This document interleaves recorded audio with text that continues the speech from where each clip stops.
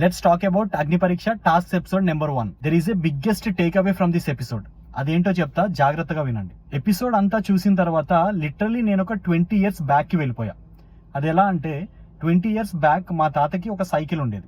ఆ సైకిల్ పైన ఫుల్గా ఫిల్ అయి ఉన్న ఒక సిలిండర్ బ్యాక్ పెట్టుకొని దాంతోపాటు మా సిస్టర్ని మా బ్రదర్ని ఇద్దరిని ముందు ఎక్కించుకొని సికింద్రాబాద్ నుంచి ప్రగతి నగర్ వరకు తొక్కుకొని వెళ్ళేవాడు. మా తాత వేరే ఆల్టర్నేటివ్ ఏదైనా చూసుండొచ్చు, అంత రిస్క్ అండ్ అంత స్ట్రగుల్ అవ్వకుండా.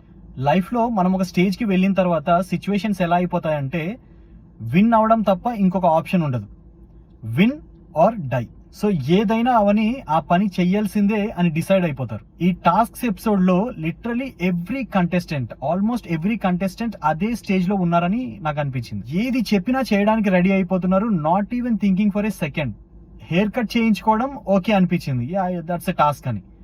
బట్ ఫోర్ హెడ్ పైన టాటూ అనేటప్పటికి నేను షాక్ అయిపోయాను, అదేంట్రా బాబు అంత ఎక్స్ట్రీమ్ గా వెళ్తున్నారు అని చెప్పి. బట్ అంతకంటే ఎక్స్ట్రీమ్ టాస్క్ ఏంటంటే వాళ్ళ X boy friend or girl friend కి కాల్ చేసి మిస్టేక్ అంతా నాదే అని చెప్పి మళ్ళీ వాళ్ళ లైఫ్ లో వాళ్ళని ఇన్వైట్ చేయడం, X boy friend or girl friend ని ఇన్వైట్ చేయడం.